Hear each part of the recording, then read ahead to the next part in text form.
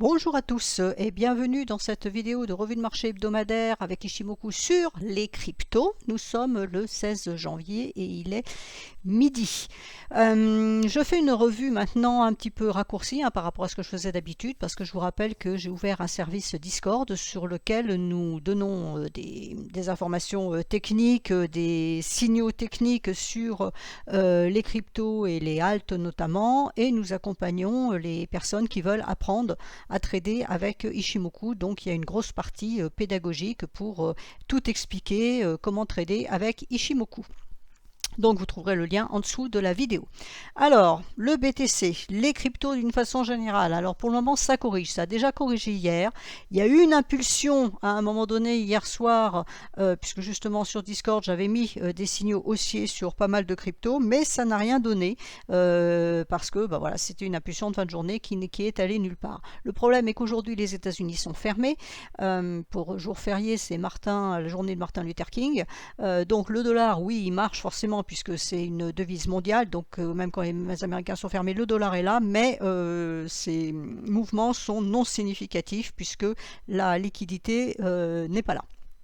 Donc, pour rapport aux cryptos, la partie USD pose un petit peu problème. Donc, malgré tout, si je vous mets le DXY sur l'écran, voilà, le DXY, donc vous voyez pour le moment il affiche une certaine neutralité, il montait tout à l'heure, là pour le moment il est en train de rétrocéder un petit peu.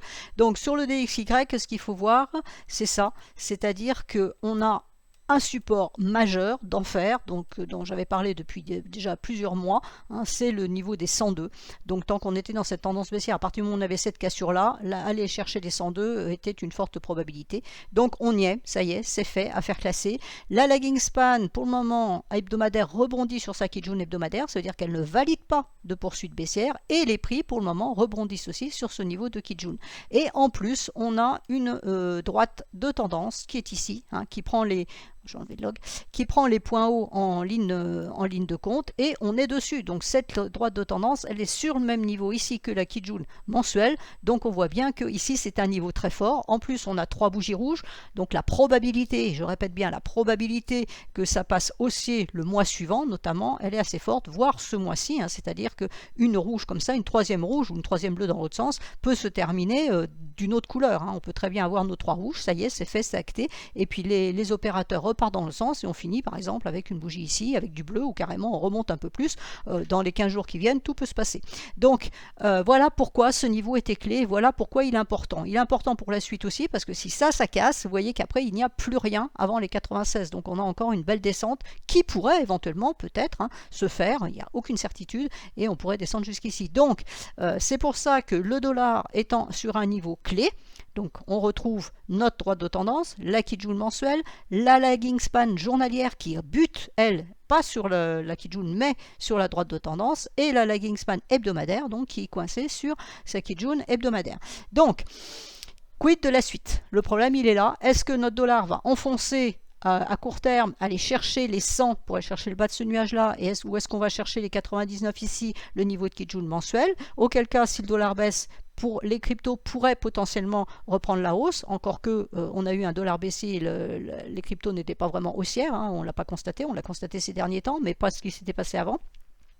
Ou alors, est-ce que le dollar rebondit? C'est-à-dire que c'était le niveau que le marché voulait aller chercher, c'est fini, c'est acté, c'est plié, et maintenant on repart à la hausse. Donc c'est un peu compliqué en court terme parce qu'il va falloir traverser tout ça. On a vu qu'en moyen terme, c'était quand même un peu plus simple, il suffit de sortir du nuage hebdomadaire, et ça sera bon au moins jusqu'à la Kijun hebdomadaire. Donc, pour revenir à notre Bitcoin, qui dépend quand même un peu du dollar. Donc voilà, on retrouve la même schématique. Donc on voit bien que l'envolée du Bitcoin n'a rien à voir avec une forte baisse du dollar. On n'a pas du tout les mêmes bougies, on n'est pas du tout dans la même configuration, mais ça impacte forcément puisque c'est la deuxième paire, c'est la deuxième partie de votre paire entre guillemets. Alors, vous êtes sur USDT, mais c'est la même chose, c'est BTC USD. C'est comme sur le Forex quand on a euro et dollar. Et bien là on a BTC USD. Donc il y a quand même un impact, ce qui n'est pas entier comme sur le Forex, mais qui existe. Donc, voilà, on va surveiller ça. Donc, l'idée là pour aujourd'hui, c'est que c'est neutre. On a tenté quelque chose, ça c'est quand le dollar ce matin a tenté la traversée de sa Kijun mensuelle et est revenu au-dessus. Donc, le Bitcoin est passé à la hausse, a tenté la cassure de du niveau de Kijun hebdomadaire ici. Pour le moment, ça tient. ça tient, ça n'est pas passé. Hein. Donc cette deuxième résistance, malgré le point haut plus haut, alors est-ce que c'est un point haut plus haut ou est-ce que c'est un double top? Ben, ça l'NPI va nous le dire. Hein. Pour le moment, voilà, on peut aussi envisager un double top de court terme. Donc l'idée serait plutôt, j'ai mis cette flèche verte haussière parce que si on casse ce niveau en clôture de bougie, à ce moment-là, la hausse pourrait se poursuivre. Mais en intraday, en court terme, on pourrait aussi très bien venir rechercher cette Kijun hebdomadaire, ce qui ferait sens puisqu'on a une cassure ici. Ça serait tout à fait logique de venir faire un test de cassure ici. Donc qu'on descende aujourd'hui et voire éventuellement même demain serait assez logique, on va dire, ça ne serait pas surprenant. Ce qu'il faudra surveiller, c'est ce niveau des 20 300. Est-ce que 340? Est-ce que ce niveau tient ou tient pas? Si ce niveau ne tient pas, ça veut dire qu'on a eu une belle impulsion, mais qu'on risque de corriger beaucoup plus profondément. Alors, vous voyez aussi qu'on est très loin de la Tenkan. Éloignement de la Tenkan, ça veut dire que le marché est allé trop fort, le momentum est trop fort, elle n'arrive pas à suivre, mais à un moment donné, elle va prendre en compte cette hausse dans son calcul et elle va remonter. Donc, on peut très bien aussi avoir une latéralisation, genre par exemple cette semaine, une latéralisation pendant 5 jours, voilà, voire toute la semaine, entre ces deux niveaux, bon, avec des tentatives haussières, des tentatives baissières, mais qui finalement reviennent entre les 20 300 et les 20 170, en attendant que la Tenkan remonte, et à ce moment-là, on verra si le marché profite de ce nouveau support pour rebondir en système d'appel. Hein, quand on fait du saut en hauteur, voilà, on prend son appel, ben là c'est pareil, on prend son appel sur un support. Donc est-ce que les prix attendent ce retour de la Tenkan pour se relancer, ou alors est-ce qu'ils l'enfonceront et ils iront chercher plus bas? Donc j'invite quand même, pas à la prudence, mais à noter qu'ici on a un passage faible, donc c'est fin janvier, hein, donc attention, si les prix venaient à casser ça, on relance un danger en dessous des 18 500, hein, parce qu'on a un niveau fort ici, 18 500, donc ça pourrait être un premier objectif, et si 18 500 cassait, on retourne dans cette probabilité baissière ici. On n'en est pas là du tout pour le moment. Pour le moment, l'idée c'est, est-ce que ce niveau-là casse et on va chercher les résistances suivantes? Alors la résistance suivante, elles sont ici, hein. C'est le plat de SSB ici. Alors je n'ai pas mis celui-là, mais il y en a un autre ici, il y en a un autre ici, il y en a ici. Donc c'est tous les niveaux bleus qui sont là jusqu'aux 23 000. Si on casse les 23 000, bah, après on aura 25, 23 600 et puis 23, 24. Voilà, donc si on arrive à casser ce niveau-là, on activera tous ces niveaux-là. Pour le moment, on est entre deux eaux. Alors ETH c'est extrêmement neutre aujourd'hui, puisqu'on est sur la Kijun hebdomadaire. Donc déjà, la journée d'hier, dimanche, n'a rien donné, hein, parce qu'on est descendu chercher le niveau ici de Kijun hebdomadaire. Donc c'est la lagging span qui a fait son test de cassure, elle est revenue chez ses tests de cassure et clôture ici. Donc on a clôturé sur ce niveau-là. Maintenant, pour le moment, on est dessus, hein, ça travaille, donc il n'y a pas grand-chose à dire. Tant qu'on est là, il n'y a rien à faire, ni à vendre ni à acheter, à part en très court terme. Si on repasse ici et qu'on casse, à ce moment-là, même réflexion que sur le Bitcoin, ça sera de la correction pour éventuellement aller chercher la Tenkan, voire à plus bas, même chose, un nuage fin ici. Il faut que la lagging span casse ce niveau-là pour valider une baisse, hein, et elle aura sa droite de tendance en support derrière. Par contre, si on repasse la Kijun ici, à ce moment-là, on pourra envisager le niveau qui est ici à 1625, voire les 1700, on va mettre ça un peu correctement. Voilà, les 1700 qui sont ce niveau-là. Donc pour le moment, c'est neutre aussi. Alors, je vais prendre 2-3 autres cryptos en même temps. Donc BCH, on a la même chose. Donc mes TP ici, pour le moment, ne fonctionne pas tant qu'on reste en dessous de la Kijun. Si on repassait cette Kijun, on aurait le dernier point haut et les TP qui sont ici. Donc je ne les enlève pas puisque ça reste potentiel, ça reste possible. Hein. Il faut simplement que cette résistance lâche. Pour le moment, elle ne lâche pas. Hein, vous voyez bien que la lagging span a buté, ça repart. Donc là, on est plutôt à court terme en train d'envisager une baisse, voire une latéralisation. Hein, même réflexion que sur le Bitcoin, on peut latéraliser en attendant que la Tenkan remonte. Donc le niveau clé, il est à 125,95. Au-dessus, on a un potentiel haussier. Tant qu'on reste en dessous, par contre, il y a un danger baissier. Ça ne veut pas dire forcément qu'on va baisser. BNB, alors BNB, j'en ai parlé dans la dernière vidéo, elle est inquiétante, enfin pénible on va dire, parce que on a le nuage journalier qui est imbriqué dans le nuage hebdomadaire, ça veut dire double zone d'équilibre court terme et moyen terme. Pour le moment, on a la SSB journalière qui a tenu sur le même plan que la Kijun hebdomadaire, donc là on a un niveau qui est très fort. Si ce niveau arrivait à casser, à ce moment-là, on aurait le niveau supérieur ici à 324 qui correspond à ce niveau de SSB sur ce plan de Kijun et qui correspondra en même temps à la lagging span qui aurait la même résistance. Donc la cassure de ce niveau-là, c'est cet objectif-là, mais attention, c'est un objectif qui est fort. On en a un autre au-dessus à 330 qui pourrait faire l'objet d'une mèche.